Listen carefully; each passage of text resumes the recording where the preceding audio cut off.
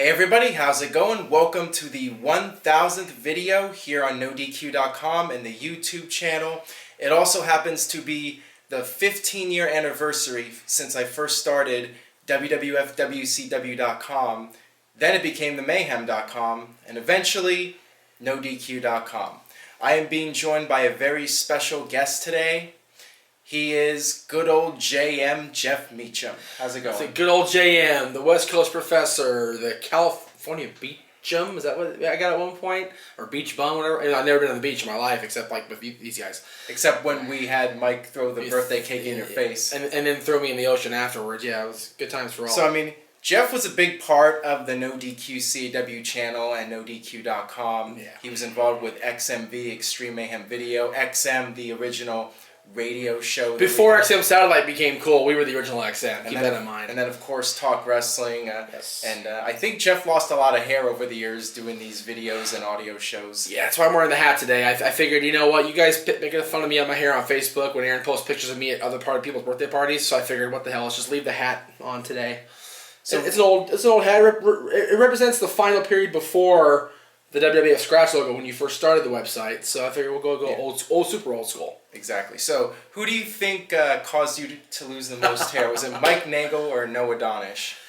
It's a tie. I mean, Nagel was a constant every week. I was with him every week doing something that caused some sort of stress or chaos or mayhem in my life. Not make fun there. But Noah was the original antagonist on our show, so it's right down the middle.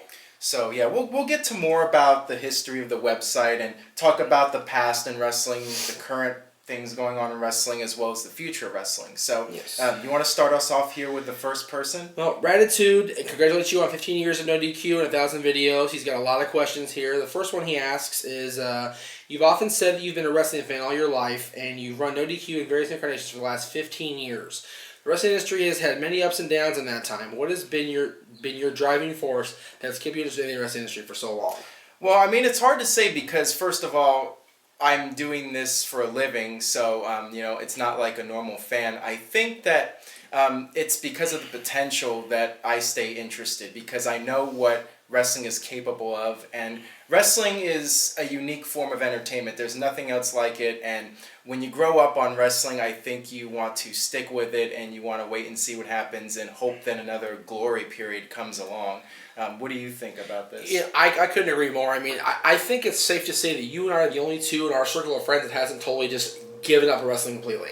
Yeah. Everyone, Mike, Lee, everything, they've all walked away at some point and been totally done with it and just walked away. You and I have stuck with it in whatever incarnation we've been doing together.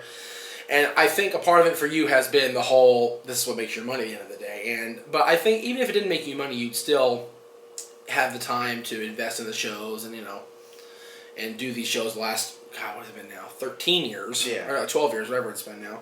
So it's a matter of having a love for it more than a desire to profit from it, I guess, is what keeps us going.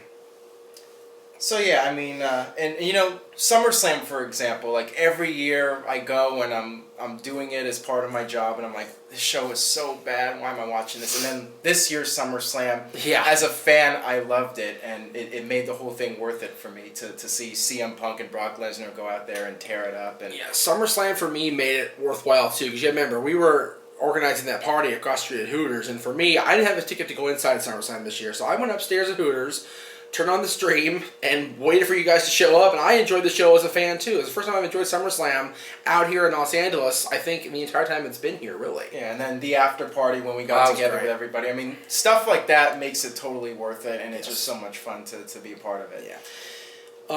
Gratitude says you've interviewed many wrestlers, put out 99 previous videos, and even had your server crash due to a surge of traffic. Pipe bomb. Yeah, whoops.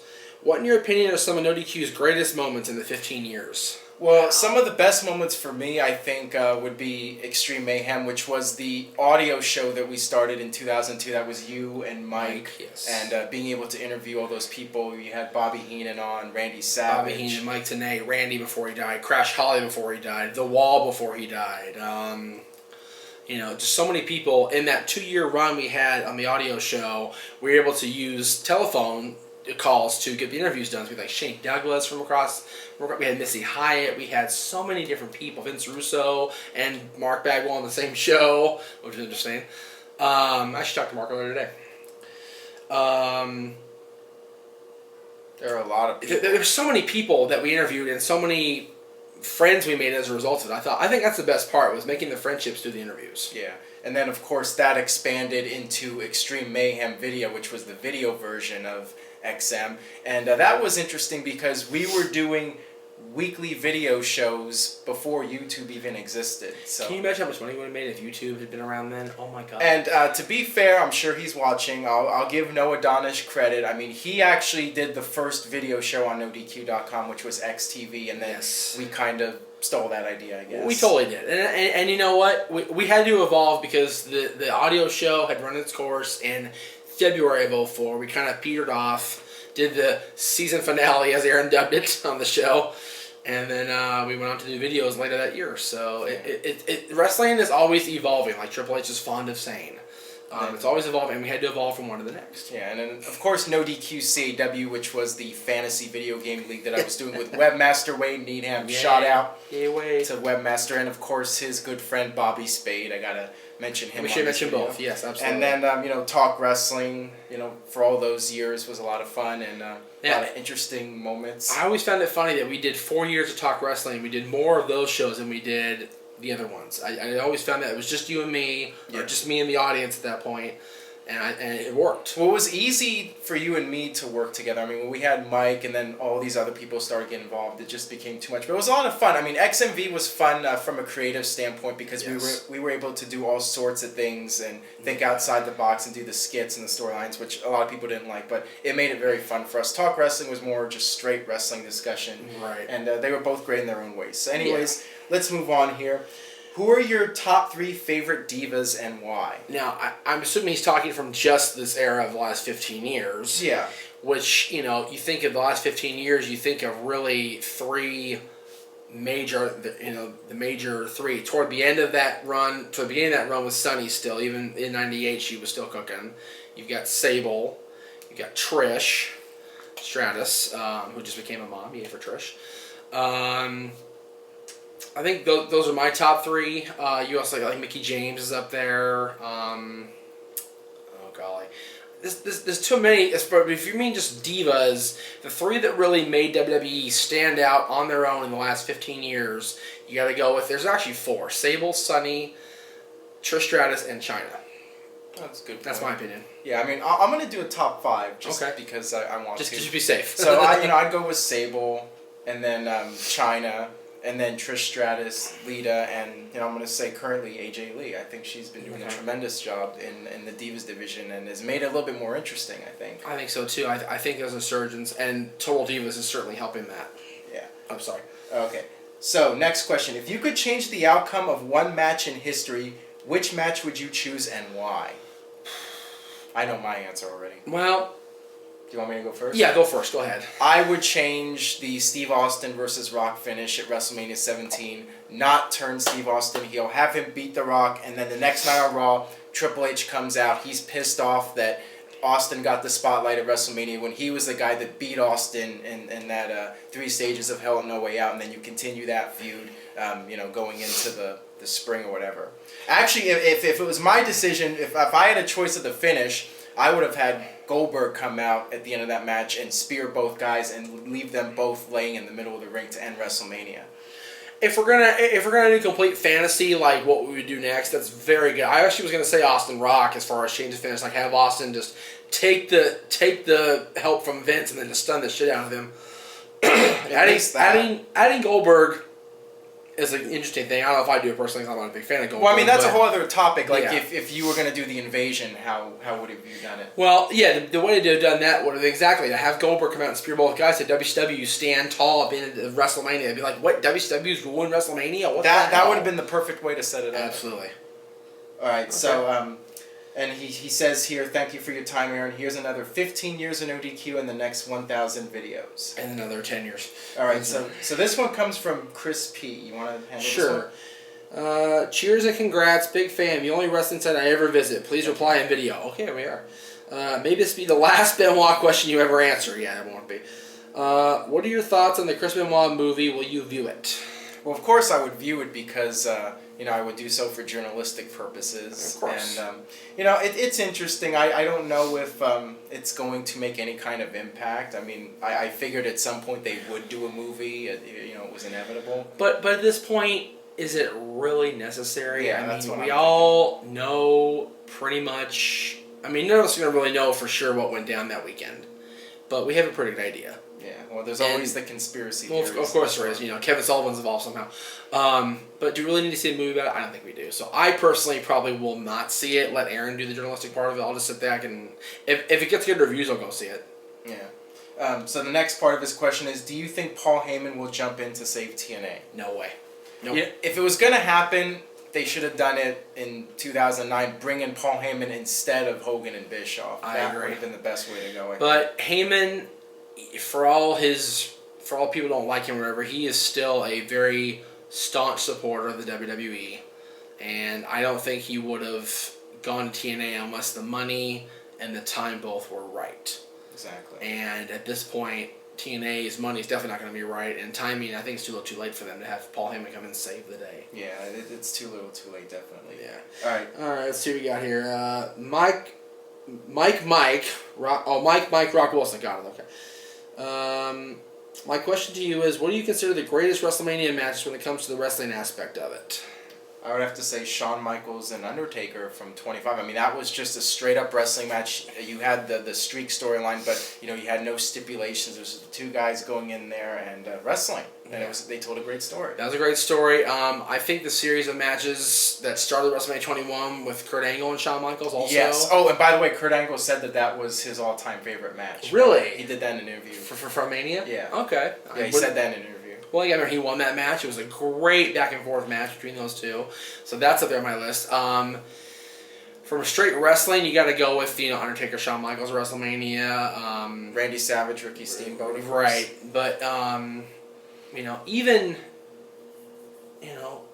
Hogan Warrior, for all that people shit on Hogan and Warrior both for their skills, that was actually a great story-told match. And it actually had some decent wrestling maneuvers involved in it. So if you want to talk about it, that's your WrestleMania. Hogan Warrior's up there too, as much as I hate to say it, because I'm not a big fan of Warrior, and even Hogan, my Hulkamania card's been real half the time, but both of them are pretty good. All right, this next one comes from John. Do you think Austin and Goldberg would have been a good match? No doubt it would have done huge business, but due to Goldberg's limitations, I feel the quality wouldn't have been that good. And who wins that match? I think if it had been done, if Austin had stayed healthy in 2003 when they signed Goldberg, I think it could have been okay. It wouldn't have been perfect because Goldberg had his limitations by then, Austin had his by then. But if Austin stayed healthy enough to compete in one more match against Goldberg, it would have been something special. Well, I mean, crowd heat-wise, it would have been great. The crowd would have been crowd would have been all over Bill Goldberg. So it wouldn't have really mattered if the quality wasn't up to par. I suppose not. That's true. As far as who wins in the WWE, you got to give it to Austin. Yeah, I mean, I figure Austin would get it if they had that match. And he also asks, other than Coco Beware, who's the most overrated wrestler in the Hall of Fame? Oh, man. Duggan. Yeah, I would agree with Duggan. that. What is Duggan doing in the Hall of Fame? What did he do in the WWF? What did he do? He brought a 2x4 to the ring. Woo-hoo! I mean, great character, very entertaining, but as far as accomplishments, he did more in WCW than he did in WWE. Yeah, I mean, it's almost. I mean, I wouldn't put him as low as Santino Marella, but no, he's getting there though. But he was more, like a mid card. Over the top, kind of like a comedy act in a way. But actually, Coco's the worst in the Hall of Fame. He's the worst. It's not just because he's just terrible. Yeah, that's where we at here. Dominic Broderick. That's an interesting name. If TNA and WWE were to do a one-night pay-per-view, who do you think would mesh well in a match, and which cross-brand matches would you like to see? I'd like to see Samoa Joe and CM Punk, Yes. They had that Ring of Honor feud. They had that series of matches, which I'm trying to get on DVD now. I'd like to see them have a WWE stage to play on. That'd be nice. Daniel Bryan versus Austin Aries. We saw that in the Indies, too. Or Daniel Bryan versus AJ Styles. Yeah. There's a lot of matches, most of which were put on by PWG already. PWG put on a lot of those matches. What's the new stable with Bad Influence and Rude? The Ego. Oh, Ego. Ego versus the Shield. There you go. There could, you talk about, Randy Orton versus, let's see, on TNA side. Well, it's hard to say because you want to say somebody who's a homegrown TNA star. You don't want to say like Kurt Angle because we were seeing that match already. Yeah. God, who Randy Orton match? We'll come back to that. Okay. Let's see, Mark. Here, I'll do this one. Okay. Mark Newsom. Hey Aaron, big fan and long-term reader and watcher here. This is more of a personal question. If you could pick any one of your favorite WWE stars of yesteryear to face off against any of your favorites today at WrestleMania, who would they be and why? Consider the question as being both men in their primes. We all know Hogan, Cena, Austin, Punk, but I'm looking for something a little bit different. For the record, when I look for my news and rumors, you and John Canton are my only two go guys. LOL. Good luck in the future. Not to be a schmuck, but who's John Canton? He's columnist for NoDQ. Oh, well then... Damn good one at that. Okay, well then I am jealous because I had a column on NoDQ.com and I can't see... He gets signs on Raw all the time. Does he really? I don't even get that. So wow. That's how awesome he is. God, we never got those either back in the day, damn. Yeah. Except the XW signs we made ourselves. As far as yesterday and today battling at WrestleMania, you look back at the history of women's wrestling, first of all, you got to go with today's hot ticket versus AJ Lee against, I'd say, either Trish Stratus or the Fabulous Moolah. Yeah. AJ Lee or Lita, which is what she's always wanted. What about some male matches? Well, I'd like to see Randy Savage versus CM Punk. I mean, that would be a tremendous That's match. been one that's been talked about since Punk donned the tights, as far as the Randy Savage themed trunks. So The Rock versus Shawn Michaels. I'd love to see that one with both of them in their prime, absolutely. Of course, he mentioned Hogan and Cena. Hogan and Austin. Hogan Austin is one you didn't mention here, but, again, Hogan in the 80s against Stone Cold 98-99. How can you top that match as far as marquee value? You Exactly. can't do it. Kayfabe Candy. God, these names. This guy submits a question like every video I do. Nice, I like that. Does it seem like Randy Orton is the real B-plus player? His mic skills are average at best, and he always needs just the right wrestler to have a great match. So what makes him special, and what am I missing? I think he's good at playing the Viper character. I think he does a tremendous job with that. And, he's not, and I wouldn't say he's an A in any one category. Like, he's not the best on the mic. He's not the best wrestler. But I think when you look at all the attributes, he is, very solid. And I think with all the attributes, that would at least make him close to an A player, I think. Yeah, I get the need to shit on Randy Orton. I understand that. Because, nobody likes him. He deserted the Marines, and Randy is not a likable guy at the end of the day, but he's a great wrestler. His mic skills are not the best. That's why he's got the authority with him now, and, he was never going to be the mic guy of Evolution. That was always going to be, Flair or Hunter. Right. So, and definitely not Batista. But to totally just say that he doesn't deserve where he's at right now is bogus, because he's worked his ass off to get where he is, I think. Regardless of his last name or not. He's worked his ass off to be the guy. Yeah, think about that match with Cactus Jack at Backlash 2004. Seriously, I just now saw that match last month for the first time. That was a match I felt really put Orton on the map. And, it definitely did. I think people took notice to him after that match. This is a guy willing to go all out, and he can have a great match. Yep, the fact that he botched the RKO and ended up on the tax, bare-skinned. You're my hero, dude. I'm good. Yeah, I can never do that. That got him over the top, and a couple months later, he ended up finding the world title in the middle of the ring. That's right. It had been missing since WrestleMania. It was amazing. Yeah. Where are we at here? Okay, this guy. White Sin, I think? That's wrong. All right. Hey, Aaron. Thank you for answering my question a few videos ago. What did you think of the Commissioner Foley gimmick, and do you think that either Raw or SmackDown could use an older superstar to do something similar now? I love the Commissioner Foley gimmick. I thought it was very entertaining and a great way to keep him involved in the storylines without him actually having to wrestle. Yes, I agree. Commissioner Foley, Mick Foley has said himself on his new Blu-ray DVD release he had a few months ago, that's his favorite time in the WWF, when he could impart his knowledge on other guys and have fun with the job, as opposed to getting his ass beat every night. So Commissioner Foley was my favorite of the Foley characters. Yeah, the stuff with him and Edge and Christian Kurt Angle. Oh God, so entertaining. so good, so good. As far as people doing it now, we have the general managers, but I mean, Vicky is doing a good job at SmackDown. She's got the great heat. And Maddox is basically the Authority's puppet, so I really don't care about him. Well, I mean, yeah, and they're both heels too. I mean, if there was like a baby face to come in and do the commissioner type role, I mean, I wouldn't mind seeing Edge do it. Edge would be a great commissioner. He's funnier than hell. So if WWE was interested in bringing him in, I would love to see Edge. Or Foley come back and do it. He's sure, doing why it. not? Why not? Oh, where we go. The Potato Lord. Potato Lord. Okay. Another regular. What are the 3 biggest matches that WWE could do for WrestleMania 30? WrestleMania 30. Undertaker, Brock Lesnar. Yep. Or Undertaker versus John Cena. Yeah. Which, The Rock versus Brock Lesnar, again, a rematch that I've always wanted to see personally. Yeah. Between the two of them. I'm not a big fan of Brock, and I'm certainly not a Rock fan, but I like to see that match. Unification match, world title, WWE title. Punk and Bryan. Yeah, that won't happen though. I know it won't, but it should. Yeah. Punk and Bryan, period, should happen in WrestleMania. Tyler, not. Alright, this one comes from WWE Fan 5. Hey Aaron, what was your favorite rivalry in the past 5 years? My personal favorite was Chris Jericho and Shawn Michaels from 2008. Absolute perfection. I think their whole little arc they told between 2003 and then it tapered off in 2008 Revival again is a great story. Because you gotta remember, in 2003, when you're supposed to go to Seattle and see that match, it ended up being this great story of this, the idolizer passing the idol and being move for move with him in WrestleMania 19. In 2008, Jericho saw himself as a superior and saw himself as he was better than Shawn. He was the best in the world at what he does. Right. And I think that was a great feud. You talk about great feuds in the last, whatever it's been. 5 years. 5 years. That goes back to 2008. Punk, Cena. Yeah, the Money in the Bank. Punk and the Authority, period. Anybody in the Authority figure.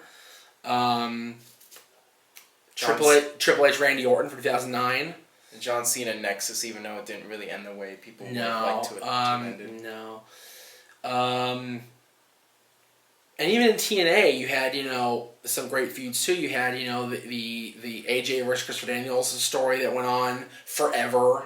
I thought that was a great feud. It was great up until the Claire Lynch. Yeah, that was kind of bad. Yeah, I'll give you that much. All right, so this next one comes from the John Harris. The John Harris. Please answer in video, okay? Okay. How much influence do you think a referee has on the quality of the match as well as a commentator?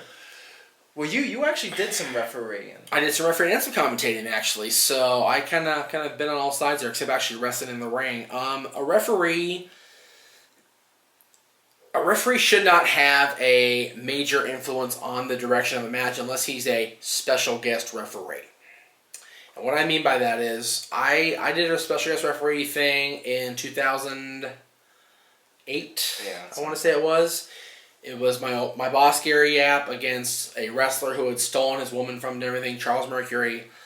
And the commissioner at the time, Beverly Hills, threw me into a special referee situation where I had to basically call for the bell when Gary was in a camel clutch hold, even though Gary never quit. And it started this whole big story arc of me leaving Epic and joining up with HDCW and just doing this whole big thing. Unless it's going to be a huge story plot driving point, referee should not have direct involvement in the match. Yeah, but from behind the scenes, the referee has the earpiece, and the referee's making sure everything goes according to plan. So it is an important role. It's a very important role. But what I'm saying is, as far as the quality of a match, unless you're going to have storyline driven situations, he shouldn't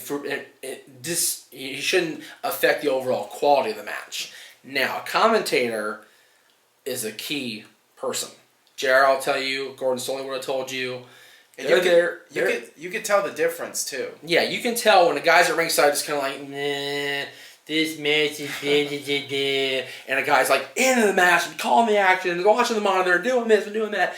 It tells everything. Yeah, Jim Ross is great. Gordon Soley. Well, Michael Cole, for all that we shit on him, and Lord knows I'm the first one on that list, he's gotten way better. No, I know. I even mentioned in a recent video, I think that he's okay. He doesn't really bother me all that much. He doesn't anymore. He does a fine job, but he's obviously not at Jim Ross. He's not Jim Ross. To be fair, nobody I think can really reach JR's level. Nobody can touch JR. But as far as commentators are the ones that let people know what Vince McMahon or Dixie Carter or whoever's in charge of creative wants you to know. So it won't affect the quality of the match inside the ring, but it will affect the quality of the storyline being told. Right. All right, this one comes from NoDQ Fan 316. Stone Cold, is that you? Don't you think Big Show and Kane have been in WWE for way too long? And this is coming from a fan of them. I just think they are extremely outdated and overexposed. To a degree. Yeah. I mean, you look at the Kane character. He came out Monday night. For those of you who haven't seen Raw, sorry. I haven't seen either, but I know what happened. Last week's show. Yeah, last week's show. Yeah. God, see, I'm so far behind. It's crazy. Kane came out and handed the mask to Stephanie and said, "The monster is yours to unleash." And we've seen what happened since then. How is Kane this monster? This doesn't take direction from anybody, including his own father, his own brother, anybody. Going to be the authority's little puppet now all of a sudden. It's like 99 all over again when these corporations bitch. Yeah. I mean, on one hand, it's good that they try to change up the characters with Kane and the Big Show, but the problem is that they keep going back and forth between heel and face so many times. It's gotten ridiculous. And at least Big Show took a year off, I think, in 2006, 2007. Yeah. And I mean, and Kane took some time off as well. So I mean, that's a positive. But yeah, I mean, it's good to take time off when you come back and you get such a lousy character point. It's like, okay. Yeah. Big Show, I like what he's been doing lately with the whole trying to usurp the authority's power. I like that personally. All right, last question comes from it's some kind of weird spelling of cat. Yeah, it's trying to spell cat, but it's got a 4 and it's got 2 eyes, and I don't know, whatever. All right. Hey, I'm new to this, but longtime viewer of the show. Great show, by the way. Here's a question. At what point did you realize that wrestling was a work? And knowing that it was a work, did it affect you in any way as a fan?